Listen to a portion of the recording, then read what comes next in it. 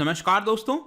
आज एक important development हुआ है अर्नब गोस्वामी केस से रिलेटेड। सुप्रीम कोर्ट ने बेसिकली उनको इंटरिम बेल प्रोवाइड कर दी है। जी हां, अब अर्नब गोस्वामी जेल से बाहर आ सकेंगे। आप यहां पर न्यूज में देख सकते हो, Supreme Court grants interim bail to Republic TV's Arnab Goswami two others in abetment of suicide case. तो मैं आपको इस वीडियो में बताऊंगा कि ये जो इंटरिम बेल है इसका क्या अर्थ हुआ, ये पूरा मामला है, इसको भी शॉर्ट में जानने की कोशिश करेंगे। तो चलिए आगे बढ़ते हैं। मैं हूं अंकित अग्रवाल और अपडेट के लिए आप मुझे फॉलो कर सकते हैं इंस्टाग्राम, फेसबुक और ट्विटर पर। मेरे लेक्चर की हर पीडीएफ आपको फेसबुक पर तो मिलेगी ही, प्लस साथ में आप मेरा टेलीग्राम चैनल ज्वाइन कर सकते हैं by searching Ankit Agarwal official. और अगर आप यूपीएससी की तैयारी कर रहे हैं तो आपके लिए सुनहरा मौका है। स्टडी IQ आपके लिए स्मार्ट कोर्स है जिसके थ्रू आप अपनी प्रिपरेशन और भी ज्यादा अच्छे तरीके से कर सकते हैं। तो सबसे पहले समझते हैं आज हुआ क्या है, क्यों हम आखिरकार इसको पढ़ रहे हैं। तो आपको याद होगा कि अर्नब गोस्वामी को अरेस्ट किया गया था in connection with 2018 abetment of suicide case. इसके बारे में मैं आपको बताऊंगा, लेकिन इसी कनेक्शन से रिलेटेड इनको जो अरेस्ट किया गया था,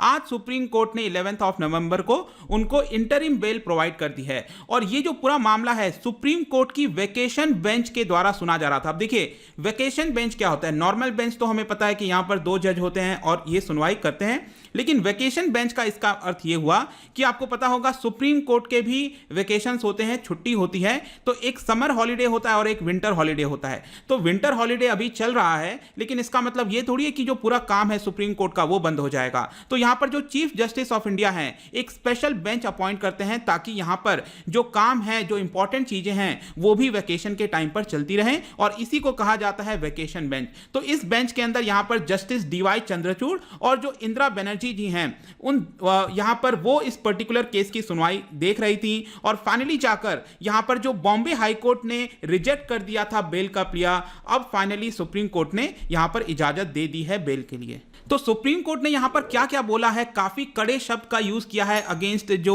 महाराष्ट्र गवर्नमेंट है। इवन जो बॉम्बे हाई कोर्ट है उसके खिलाफ भी कई सारी चीजें बोली गई हैं सुप्रीम कोर्ट के द्वारा, वो मैं आपको बताऊंगा। लेकिन उसके पहले जल्दी से शॉर्ट में हम जान लेते हैं कि ये पूरा केस क्या चल रहा है। देखिए, 2018 मई की बात है कि अलीबाग एरिया में यहां पर जो एक पर्सन है, एक इंटीरियर डिजाइनर थे अन्वय नायक, वो क्या करते हैं, वो और उनकी माताजी दोनों यहां पर आत्महत्या कर लेते हैं। उनकी जो बॉडी है वो फाउंड की जाती है बंगलों में। और यहां पर पुलिस के द्वारा बताया जाता है कि जो अन्वय नायक हैं वो पहले अपने माताजी को मार देते हैं और उसके बाद खुद अपने आप को फांसी लगा लेते हैं, आत्महत्या कर लेते हैं। और उसी पर्टिकुलर प्रकरण में यहां पर एक सुसाइड नोट मिला। उस सुसाइड नोट में यह लिखा गया कि अन्वय जो हैं जिन्होंने यहां पर आत्महत्या की है, वो और उनकी माताजी, उन्होंने ये डिसीजन लिया है क्योंकि यहां पर 3 कंपनी के द्वारा उनको पेमेंट नहीं किया जा रहा था। मतलब कि वो एक इंटीरियर डिजाइनर थे, उन्होंने 3 कंपनीज को सर्विस दी थी और उनसे यहां पर पेमेंट आनी थी करीब 83 लाख की, 4 करोड़ की, 55 लाख की।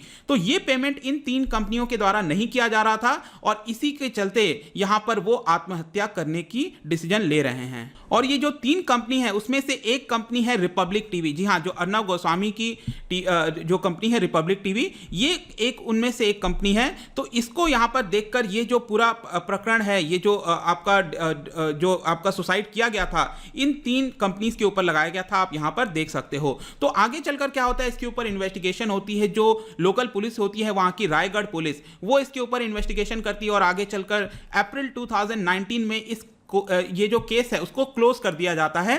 और यहां पर रायगढ़ पुलिस ने कहा था कि हमें किसी भी प्रकार का एविडेंस नहीं मिला और इसलिए हम इसको क्लोज कर देते हैं। लेकिन अब देखिए क्या होता है, इसी साल मई 2020 में जो अन्वय की बेटी हैं वो यहां पर महाराष्ट्र के होम मिनिस्टर अनिल देशमुख के पास जाती हैं और उनसे गुहार करती हैं कि हम चाहते हैं कि इस केस को ओपन किया जाए वापस, क्योंकि इसकी सही से जांच नहीं हुई थी। और इसी के चलते ये केस वापस ओपन होता है। और आपको तो पता ही है कि क्या क्या चीजें हुई थी, जर्नलिज्म और ये सारी चीजें हुई। फाइनली जाकर 4 नवंबर को यहां पर रायगढ़ पुलिस के द्वारा अरेस्ट कर लिया जाता है अर्नब गोस्वामी को। और इसके अलावा भी जो 2 लोग इससे रिलेटेड थे इस पर्टिकुलर केस से, उनको भी यहां पर जो है अरेस्ट कर लिया जाता है। लेकिन यहां पर अगर आप देखिए तो बीच में एक और यहां पर आया था, दैट इज 8 को यहां पर बताया जा रहा था कि अर्नब गोस्वामी गलत तरीके से मोबाइल फोन का यूज कर रहे थे जब वो पुलिस की कस्टडी में थे। और इसको देखते हुए यहां पर उनका कहना था कि हम इनको जेल में शिफ्ट कर रहे हैं। देखिए, एक तो पुलिस स्टेशन होता है जहां पर नॉर्मल जेल होता है, वहां पर क्लोज किया जाता है। लेकिन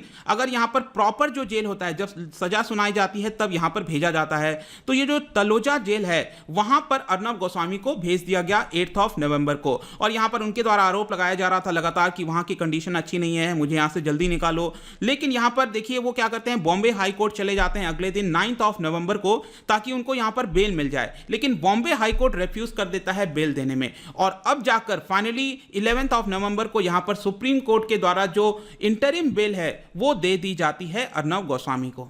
तो अब हम यहां पर आते हैं कि जो जजेस हैं उन्होंने इस पर्टिकुलर केस को एज द लिबर्टी का केस लिया है। जो पर्सनल लिबर्टी होती है, जो एक मूलभूत अधिकार है हमारे कॉन्स्टिट्यूशन के अंदर, उसको एक तरह से देखने की कोशिश की गई है सुप्रीम कोर्ट के जजेस के द्वारा, और उनके द्वारा सीरियस कंसर्न्स दिखाया गया है कि जिस तरह से यहाँ पर अरेस्ट किया गया वो गलत था।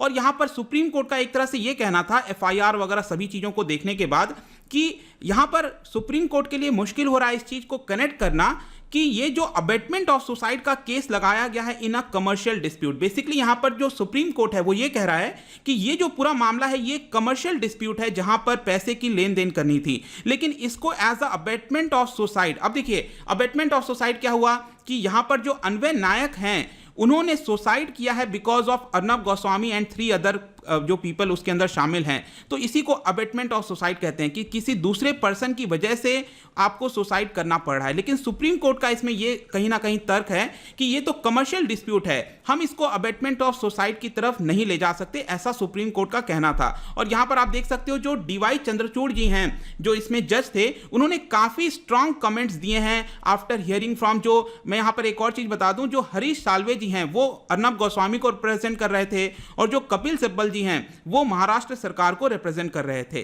तो इस पूरे केस में यह भी हुआ कि जो कपिल सिब्बल जी हैं वो एक तरह से कह रहे थे कि यहां पर सुप्रीम कोर्ट को बाकी सारे केसेस को छोड़ते हुए इस केस को एकदम प्रायोरिटी पर नहीं लेना चाहिए। लेकिन यहां पर जो DY चंद्रचूड़ जी हैं उनका यहां पर एक स्ट्रांग कमेंट आया कपिल सिब्बल जी के ऊपर, एक तरह से महाराष्ट्र गवर्नमेंट के ऊपर, कि ये पर्सनल लिबर्टी का मामला है, पर्सनल लिबर्टी को थ्रेटन किया जा रहा है और यहां पर सुप्रीम कोर्ट चुप नहीं रह सकता। इनफैक्ट यहां पर सुप्रीम कोर्ट ने बॉम्बे हाई कोर्ट के खिलाफ भी यहां पर आप देख सकते हो काफी स्ट्रांग वर्ड का यूज किया है। बेसिकली उनका यह कहना है कि काफी समय से देखने को मिल रहा है कि जो हाई कोर्ट्स हैं वो यहां पर पर्सनल लिबर्टी को डिनाई कर रहे हैं, उसके ऊपर ध्यान नहीं दे रहे हैं। जो सबसे मूलभूत चीजें होनी चाहिए हाई कोर्ट की कि पर्सनल लिबर्टी को अपहोल्ड करे, ये सारी चीजें नहीं की जा रही हैं। और अर्नब गोस्वामी के केस में भी यहां पर जो मेन इशू है उस पर ध्यान नहीं दिया गया, जो FIR है उसके ऊपर ध्यान नहीं दिया गया। बाकी सारी चीजों को देखते हुए बॉम्बे हाई कोर्ट ने भी ये जो आपका जो पर्सनल लिबर्टी पर ध्यान देना चाहिए था, मतलब एक तरह से बेल दे देनी चाहिए थी, लेकिन बॉम्बे हाई कोर्ट ने भी नहीं दिया है।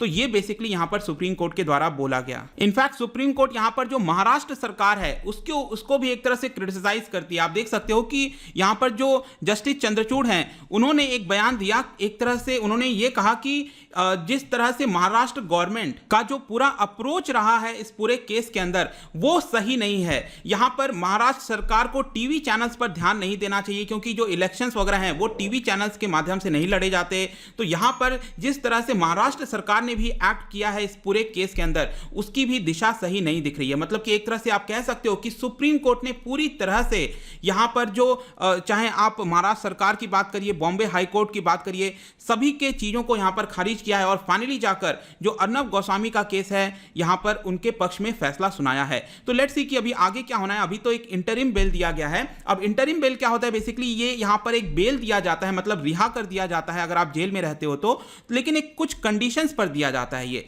ठीक है, कुछ कंडीशंस आपके ऊपर लगाए जाते हैं तब आपको बेल दे दिया जाता है और एक समय सीमा तक बेल होता है। अगर ये सपोज एक टाइम पीरियड खत्म हो जाता है तो वापस से आपको बेल के लिए जो है गुहाई करनी होती है। तब अगर बेल मिल गया तो ठीक है, अगर नहीं मिला तो वापस से आप कस्टडी में जा सकते हैं। ध्यान रखिएगा ये एंटीसिपेटरी बेल से अलग होता है। एंटीसिपेटरी बेल क्या होता है कि अभी आप गिरफ्तार नहीं हुए हो, एंटीसिपेशन आपको लगता है कि शायद आप गिरफ्तार हो सकते हैं, उस केस में जब आप पहले से ही बेल ले लेते हो तब यहां पर आपको गिरफ्तार नहीं किया जाएगा। लेकिन इंटरिम बेल के केस में आप ऑलरेडी गिरफ्तार हो चुके हो। तो ये है पूरा मामला। आई होप दोस्तों यहां पर सब कुछ आपको समझ में आ गया होगा। लेकिन यहां पर लास्ट में मैं एक ही चीज कहूंगा कि जो बैड जर्नलिज्म है। बैड जर्नलिज्म का जो आंसर है वो बैड इंप्लीमेंटेशन ऑफ लॉ नहीं होना चाहिए मेरे हिसाब से। तो आई होप कि आप चीज़ें समझ गए होंगे मैं आपसे क्या कहना चाह रहा हूं। जाने से पहले मैं आपके लिए क्वेश्चन लेकर आया हूं। यहां पर मेरा क्वेश्चन है रिलेटेड टू ट्रांसफर ऑफ जजेस from one high court to another high court. ये कौन कर सकता है, क्या आप मुझे बता सकते हैं? 4 ऑप्शन है, इसका जो राइट आंसर है मैं अपने इंस्टाग्राम पर तो डालूंगा ही। इंस्टाग्राम पे आप स्टोरीज में जाकर प्ले कर सकते हैं। अगर आप इंस्टा पे नहीं हैं तो आप टेलीग्राम से भी इसका राइट आंसर ले सकते हैं। अगर आप मुझसे इकोनॉमी पढ़ना चाहते हैं, कोई कोर्स परचेज करना चाहते हैं, आप स्टडी IQ ऐप पर जा सकते हो। आई होप कि ये वीडियो आपको पसंद आया होगा। मिलता हूं आपसे next time. Till then thank you very much, see you soon.